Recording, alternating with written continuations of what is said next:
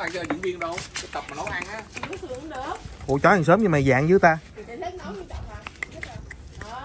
Trời ơi. Em nấu một viên tập ở trên lần đầu tiên một lần rồi. Đấy là chỉ nấu trong lều thôi, không được ngoài. Làm xuống. Ơi xé.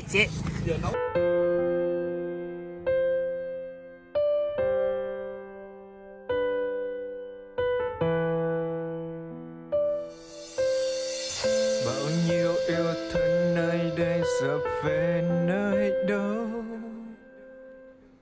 sao bao đau thương giờ cứ cuốn lấy ta. Nơi đây cô đơn chỉ mình anh thôi,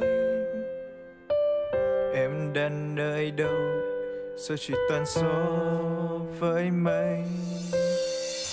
Lăn tăn trong đêm tìm về ký ức,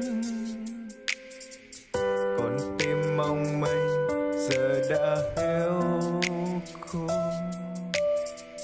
Tan đã yêu nhau vào mùa thu ấy,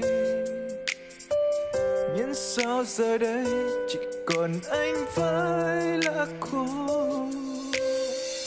Bao nhiêu năm